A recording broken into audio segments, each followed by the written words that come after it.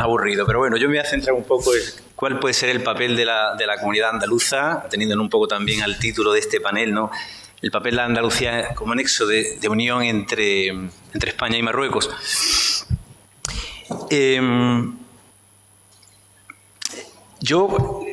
Bueno, cuando vi además que actuaba en último lugar y que ya probablemente se hubiese dicho todo, llegué a la conclusión de que mi papel tendría que ser hacer una especie de resumen de conclusiones, y eso casi sin haber escuchado a la mayoría, pero bueno, de conclusiones de lo que se ha venido hablando aquí, y seguramente repetiré muchas de las cosas, pero creo que sería bueno resaltar qué es lo que puede hacer la comunidad andaluza.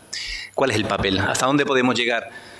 Partiendo de la base de que Andalucía, en las relaciones con Marruecos, está en una situación un poquito de inferioridad. Nosotros no somos un Estado, no tenemos la soberanía, no tenemos las competencias en política exterior, no podemos ejercer relaciones diplomáticas al uso.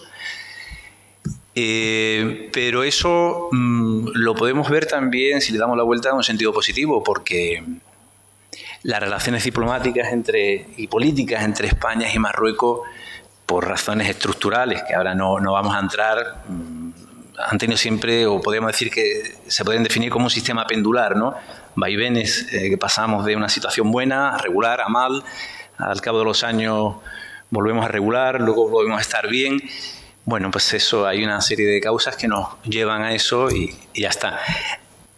Eso, al no tener Andalucía las competencias en materia de política exterior, lo puede aprovechar en un sentido positivo, porque sí tenemos otras competencias, una serie de materias que pueden quedar al margen de la política exterior y de la política diplomática, y que pueden servir para afianzar esos lazos que antes comentabais.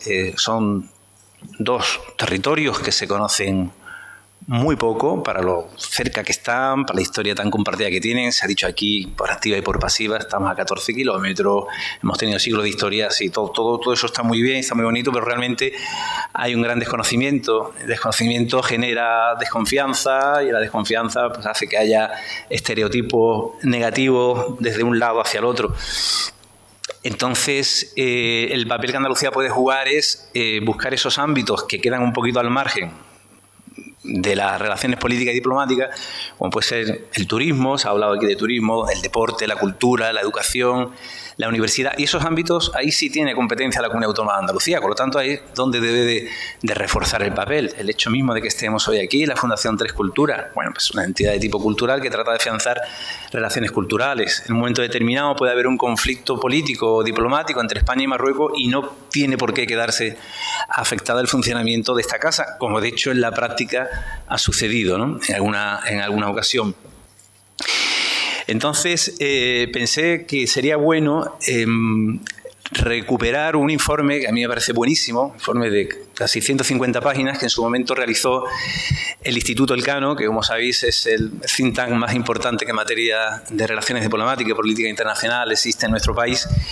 Y ese informe terminaba con una serie de conclusiones sobre cómo se podían mejorar las relaciones entre España y Marruecos. Eran casi 20 conclusiones. Y yo me quedaba aquellas en las que Andalucía podía tener un papel protagonista, donde podía coadyuvar a que esas recomendaciones, bueno, pues tuviesen más éxito. Muchas de esas cosas, es decir, esto no es un libro en blanco, no se va a inventar nada. Mucho de esas recomendaciones son cosas que ya existen, pero este informe del Instituto Elcano decía que es donde había que profundizar. Y ahí donde hay que profundizar, y el papel que podía tener Andalucía, yo me he quedado fundamentalmente con 7 recomendaciones que ahora os expondré. En primer lugar, bueno, algo que se ha dicho aquí mucho y que yo desde el principio, recomienda que se haga todo lo posible porque haya un conocimiento mutuo mucho más importante. Como decía antes, somos vecinos, queramos o no queramos, o sea, las relaciones de vecindad en un momento determinado te puedes cabrear con el vecino enfrente y te cambias de casa. Nosotros vamos a ser vecinos sí o sí. Y esas relaciones de vecindad hay que afrontarlas con madurez, con independencia de que en un momento determinado pueda haber un conflicto. Sabes que hay unas poblaciones que tienen unas interrelaciones de todo tipo, y mientras más interrelaciones se creen, mejor. Y mientras más asuma esa población que mientras mejor le vaya al otro vecino, mejor te va a ir a ti, pues mejor todavía. Entonces, ese era el primer punto. Yo creo que ahí Andalucía puede jugar un papel importante a nivel nacional, quizás porque somos los que estamos más cerca de Marruecos, los que hemos tenido más historia compartida, y que seamos la población o sea, la región más poblada de España y casi la más grande de España, y asumamos un papel protagonista en el conocimiento de la otra parte del Mediterráneo, de la zona sur de Marruecos, pues puede servir también como motor, como tracción para que otras comunidades autónomas también vayan afianzando en ese conocimiento, ¿no? Recomendaba, en segundo lugar, bueno, la segunda recomendación que yo he querido destacar, porque Andalucía puede jugar un papel ahí, es el de mejorar la percepción que se tiene del otro, la percepción que se tiene sobre el vecino. Si hiciésemos una encuesta, y estoy seguramente habrá salido hoy aquí porque había estado hablando también de comercio, pero yo recuerdo que cuando vivía en Almería, la mayoría de los almerienses pensaban que la principal relación comercial que había entre España y Marruecos era el tomate. Bueno, podía ser importante para los almerienses, pero hoy se ha hablado aquí de otras cosas, ¿no? Se ha hablado de automoción, de componentes aeronáuticos, de electrónica. Y estoy seguro que la mayoría de los españoles desconocen esto. Habría que hacer un esfuerzo por dar a conocer esta transformación que ha experimentado Marruecos en las 2 últimas décadas, sobre todo, una transformación económica importantísima, pero además que también supiesen todos estos ciudadanos españoles que muchas de esas industrias marroquíes forman parte de redes industriales europeas donde también hay participación española, como también la hay en parte de la producción de esos tomates, que a veces se ve con recelo, ¿no? Que entren productos hortofrutícolas de Marruecos hacia España, cuando hay mucha inversión española ahí, como la hay en la pesca, como la hay en las exportaciones de marisco, ¿no? Vuelvo a decir lo de antes, mientras mejor le vaya al vecino, mejor me va a ir a mí, ¿no? La tercera recomendación, y ya volvemos a cuestiones que han salido aquí, pero bueno, que se puede mejorar muchísimo más, se refiere al ámbito educativo, al ámbito universitario. Decían que había que profundizar mucho más. Comentabas antes, Jerónimo, creo que el tema del Erasmus, la aplicación, la posibilidad de aplicar el sistema de Erasmus europeo a nivel de relaciones entre España y Marruecos. Se recomendaba que viniesen mucho más estudiantes universitarios de grado, de formación profesional marroquíes a España mediante un régimen de permisos temporales.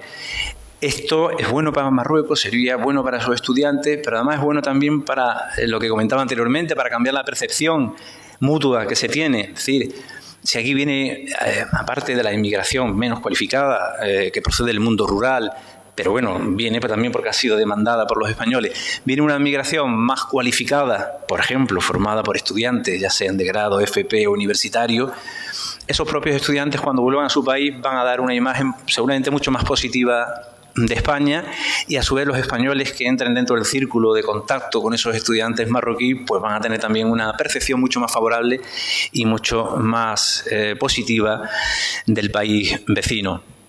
Por lo tanto, habría que potenciar el sistema de becas, sin perjuicio de que, como decía antes, estudiantes marroquíes a España han venido durante muchos años, pero que había que potenciarlo mucho más, igual que el flujo de estudiantes españoles, es decir, el sentido contrario, mediante esas becas Erasmus, mediante el sistema que fuese. Es cierto que durante estos 3 últimos años, y sobre todo a raíz del COVID, ha habido universidades españolas que han desarrollado muchísimo el estudio a distancia. Nosotros tenemos una universidad importante, tradicional, que es la UNED, la Universidad Nacional de Educación a Distancia, y ahora han surgido en los últimos años universidades privadas que se han centrado de momento sobre todo en Iberoamérica, están teniendo un éxito muy importante, tanto en el desarrollo de títulos universitarios como sobre todo en títulos posgrado, en Chile, México, Ecuador, están teniendo un éxito importante, bueno, y habría a lo mejor que impulsarles a que hiciesen lo mismo con Marruecos, ¿vale? Otro punto que destacaba este informe del Instituto Elcano era el de potenciar los contingentes. Yo he tenido la oportunidad, igual que mi jefe actual, que ha sido delegado de gobierno, de trabajar con los contingentes de trabajadores marroquíes que venían a España. Y además los españoles y sobre todo los andaluces lo conocemos bien porque hemos tenido algo parecido en nuestra relación con Francia.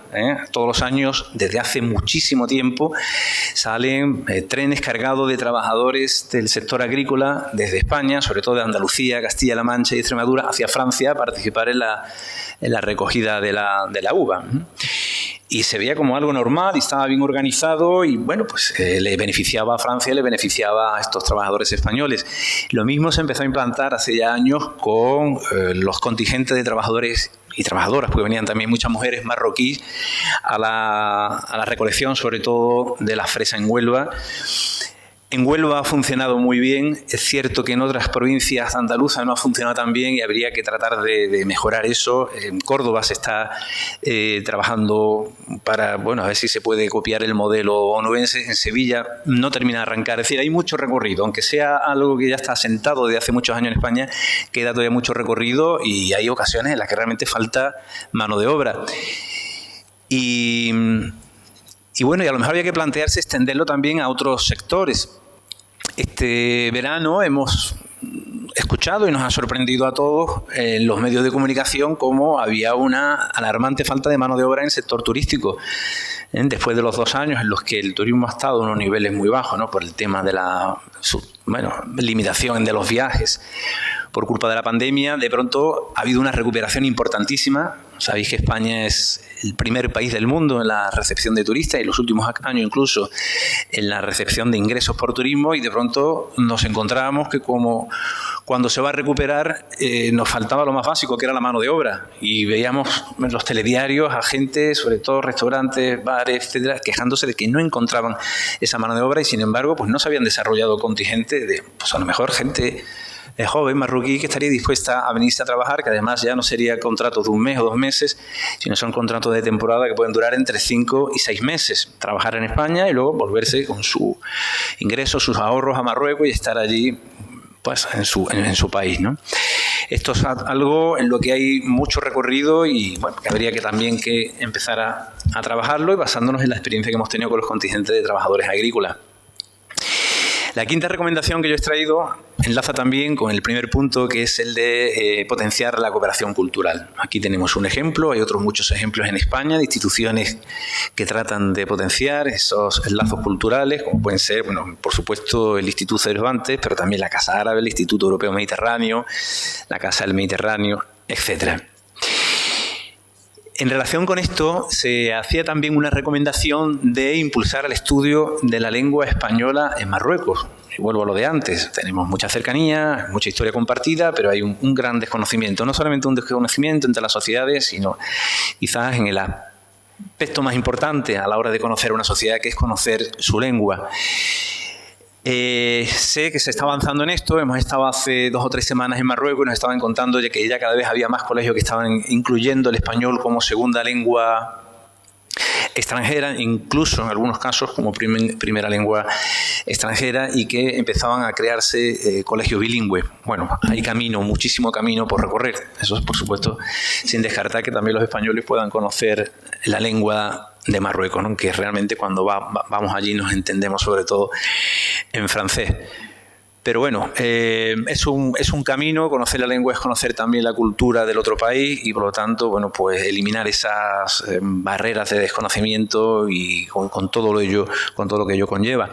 Y además esto permitiría otra cosa de la que muy pocas veces se habla, que es que Andalucía puede ser también un nexo entre Marruecos y Sudamérica, Iberoamérica, donde, bueno, pues hay un campo de oportunidades también empresariales, laborales, de todo tipo. Allí hay 400 millones de personas que hablan el español, y ciudadanos marroquíes que aprendiese el español ya no solamente se le ampliaban sus oportunidades en España, sino también en Iberoamérica. Y yo creo que ese es un papel que también nosotros como Administración andaluza deberíamos, y aquí le tiro ya el guante al Secretario General de Acción Exterior, que fuésemos un nexo entre Marruecos y Iberoamérica, aparte de ser el nexo entre Marruecos y Europa.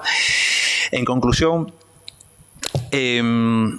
al margen de que los contextos nacionales y regionales e internacionales en el Mediterráneo puedan hacer que nuestras relaciones políticas y diplomáticas sean fluctuantes y actúen a modo de péndulo, como decía al principio, si conseguimos que la cultura, el deporte, el turismo, las relaciones comerciales se mantengan un tanto al margen de cualquier situación de conflicto que pueda surgir en cualquier momento, conseguiremos profundizar en unas relaciones estables y, como decía aquí el profesor Jerónimo, continuadas en el tiempo, y que no vayamos un poco a salto de mata. Yo creo que esa es la principal aportación de Andalucía, que en el ámbito de sus competencias, que son limitadas, pero muy importantes, como pueden ser turismo, deporte, cultura, educación, universidad, profundicemos y seamos un ejemplo para el resto de España. Muchas gracias.